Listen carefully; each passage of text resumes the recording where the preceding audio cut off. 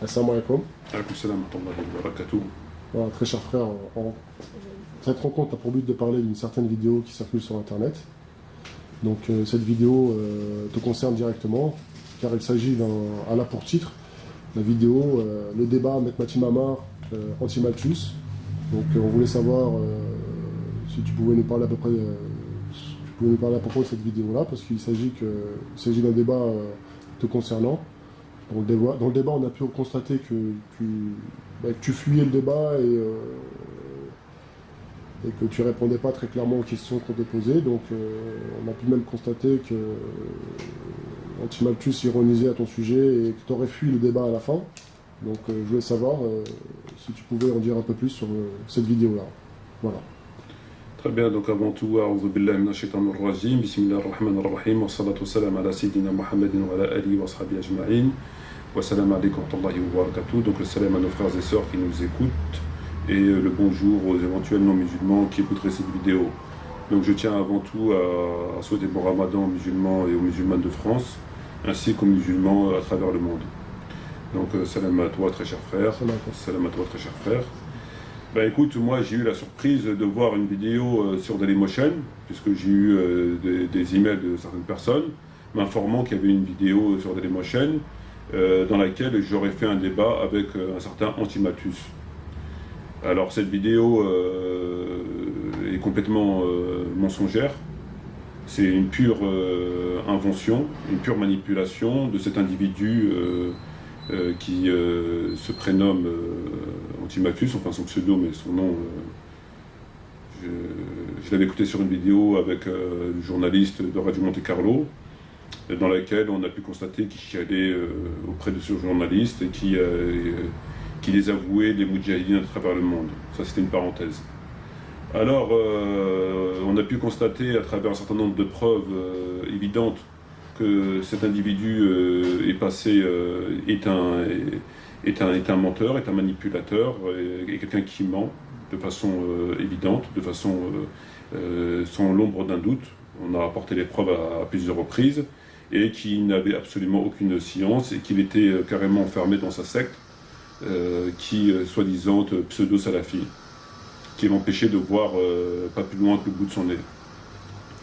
Alors, j'aimerais dire par rapport à cette vidéo que j'ai jamais fait de débat avec lui. Jamais de ma vie j'ai fait un débat avec lui. Il faut savoir que lorsqu'on fait un débat, il y a de la publicité. Or, personne n'a eu écho de ce pseudo-débat. En réalité, ce qui s'est passé, c'est que pendant un moment, je fréquentais les salons de Partak. J'étais sur ma propre room.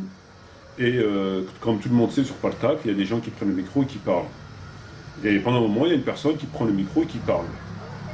J'avais cru reconnaître sa voix, mais j'en étais pas bien sûr. Quoi qu'il en soit, peu importe que ce soit lui ou quelqu'un d'autre, je ne fais pas de différence. Néanmoins, il y a un frère qui m'avait envoyé un message en privé en me disant que c'était lui. Bon, pour moi, ça change strictement rien. Donc j'ai continué à discuter avec lui, on a abordé la question de Tarawih, on a abordé la question du jour du jeudi, un certain nombre d'autres questions. Après quoi, la conversation fut close, et quelqu'un d'autre a pris le micro. Voilà. Et que je suis resté sur la room jusqu'à la fin de la room, et des gens peuvent témoigner de ça.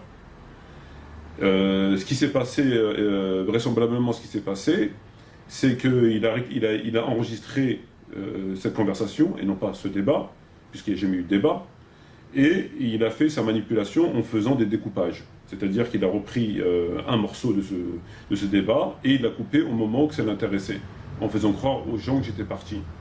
Et après, il s'est permis d'appeler ça débat. C'est-à-dire que comme quoi j'étais au courant que c'était lui, que tout le monde était au courant qu'il y avait un débat, qu'il n'y avait pas de problème, etc., etc. Or, c'est complètement faux, il n'y a jamais eu de débat. Il s'est d'ailleurs même pas présenté, et lorsqu'il est parti sans même se présenter, et des gens peuvent témoigner de ça. Donc, sa vidéo n'est qu'un ramassis de mensonges, n'est qu'une manipulation, et il veut laisser faire croire aux plus ignorants et aux gens de sa secte que j'aurais fui le débat avec lui. Alors, il faut quand même rappeler que déjà, avant de rire ironiquement comme il le fait sur sa vidéo en laissant penser que j'aurais fui le débat, que lorsque tu es sur Partak, le fait que le son coupe, quand même j'aurais fait un débat avec lui, en admettant, et le fait que le son coupe dans la conversation, ça ne veut pas dire que la personne a fui. Parce qu'on sait que sur Paltalk, il y a beaucoup de... Moi, j'étais à plusieurs fois, et mon son s'est coupé, j'ai dû redémarrer mon ordinateur. Et souvent, tu es bouncé, surtout par cette espèce de catégorie d'individus. Donc le fait que tu entends et que tu ne contrôles pas, tu n'as aucune information sur la conversation qu'on te met devant toi et que ça coupe à un moment donné, ça ne veut strictement rien dire. C'est pas forcément que la personne est partie. Elle a pu être bouncée ou son ordinateur a pu planter, il le redémarre. Et lui, directement, il ironise en rigolant. Il laisse sous-entendre que je suis parti. Alors que lorsque tu analyses le contenu de la vidéo, il est plus mal à l'aise que moi dans le contenu. Il n'y a pas lieu vraiment de fuir.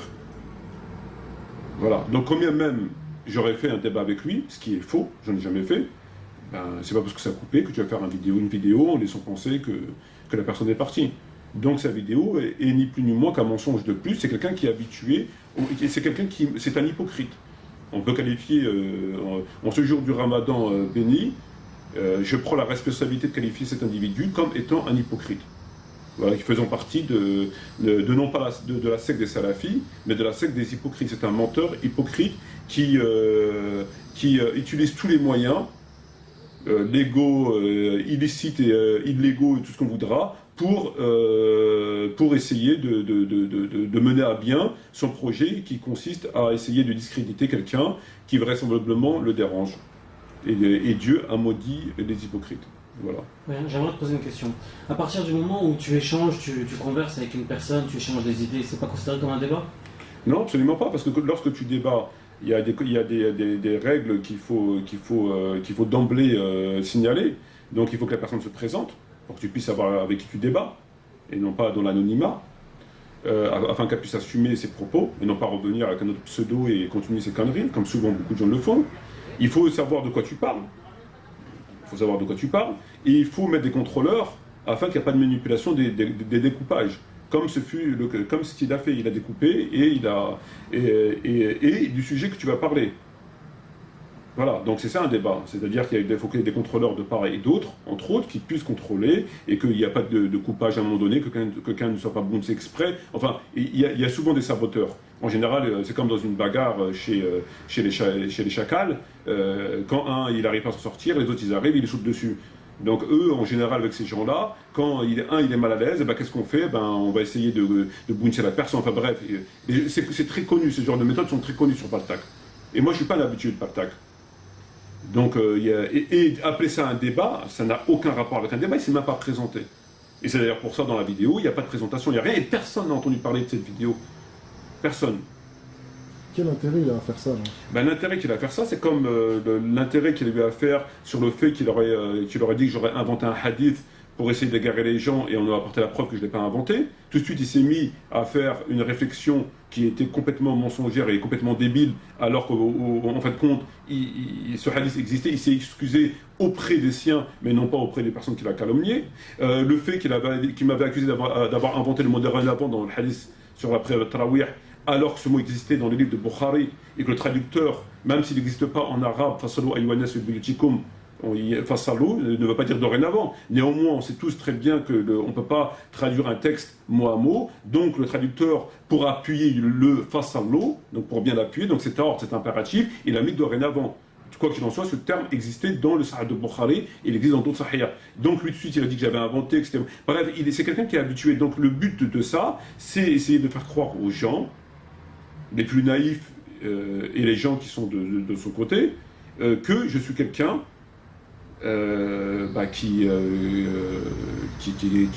qui fuit le débat, qui dit n'importe quoi, qui connaît rien. C'est ça le but. Et comme il ne peut pas, par la science, il déforme, il ment, il invente, et puis il crée cette vidéo qui, son dernier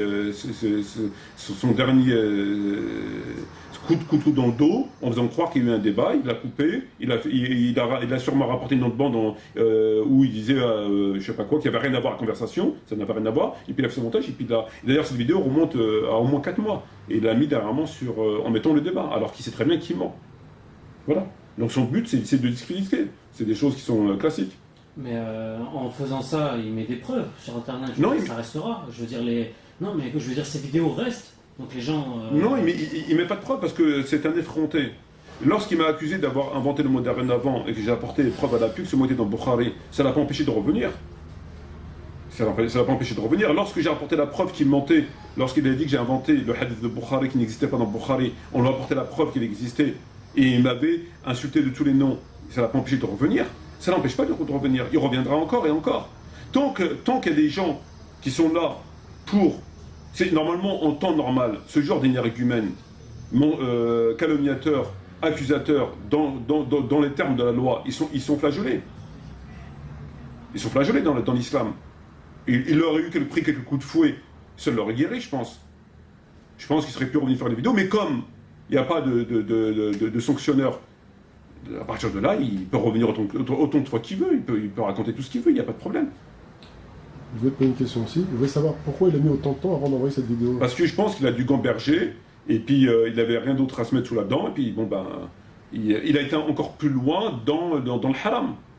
Donc non seulement il avait déjà menti, il avait déjà fait ça, là carrément il commence à dépasser des limites très graves. Parce que c'est quand même des choses graves. Quand tu vois ce qu'il dit, quand tu vois comment il déforme mes propos, quand tu vois tout ça, c'est des choses graves devant Dieu. C'est pas rien. C'est pas rien. Et il a besoin de me discréditer, parce que tout ce que je dis c'est la vérité au niveau des tarawih, et tout ce que je dis il sait que c'est la vérité, il n'a pas d'argument. Bon ben il faut malheureusement trouver, tous les moyens sont bons pour essayer de m'abattre. Et donc entre autres couper, faire des montages. Cette vidéo est purement mensongère, il n'y a jamais eu de départ. Jamais. Lors de Paltak, il y avait des... il y avait des gens qui écoutaient, bien sûr. Oui, le frère pourra témoigner de ça, il me l'a dit en PV. C'est la seule fois que j'ai parlé avec lui, il ne s'est même pas présenté. C'est pour ça que ça veut dire quoi? Tu n'as même pas le début de la vidéo, tu n'as pas la fin. Ça veut rien dire, c'est du charabia sa vidéo. Ça veut strictement rien dire. On appelle un Kuba, quoi. Mais il est habitué au Kuba. Si tu reprends ses vidéos et ses textes, etc., c'est quelqu'un qui est spécialisé dans la déformation des textes, dans l'invention, la manipulation. Il répond jamais aux questions, il me fait dire ce que j'ai pas dit, il invente des choses, etc. Il est habitué à ça. Et les preuves, ils sont sur Dailymotion. Il n'y a aucun problème. Donc, s'il ne recherche pas la vérité, qu'est-ce qu'il recherche? Il recherche la gloire de sa secte.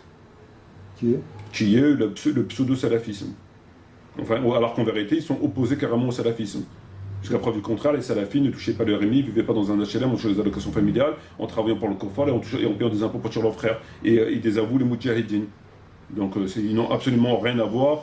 Ils sont plus près ils n'ont rien à voir avec l'islam et avec le salafisme.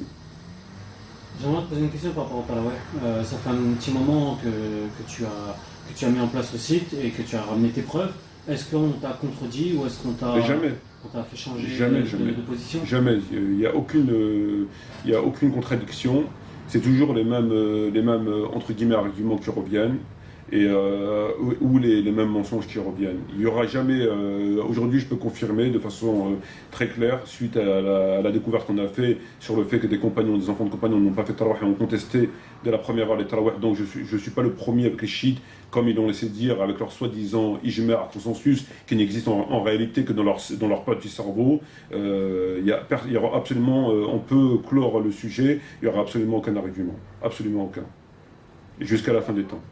Par contre, ce qu'on peut trouver, c'est des nouveaux textes que ces gens ont dissimulés, dans lesquels on pourra trouver plus d'éléments à charge contre leur soi-disant sunna, qui n'existe que dans leurs livres trafiqués.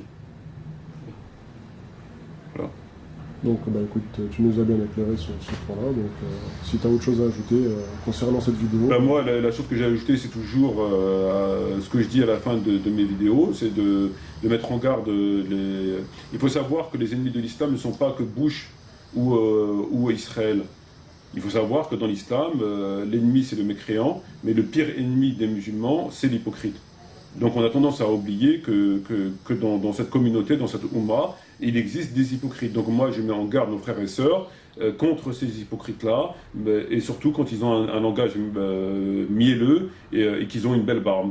Le prophète nous a mis en garde contre eux, ils sont mentionnés plusieurs fois dans le Coran, et moi je rappelle ces versets, je rappelle ce hadith, de faire très attention aux hypocrites et de faire attention à ce qu'ils lisent et à ce qu'ils écoutent, et de bien faire attention avant de croire quand même la personne elle a une barbe de 3 km et qu'elle dit machallah toutes les 23 secondes. Voilà. Merci frère et à bientôt, Inch'Allah. De rien, merci à beaucoup. Shukran jazilan. Wa salam alaikum wa rahmatullahi wa barakatuh.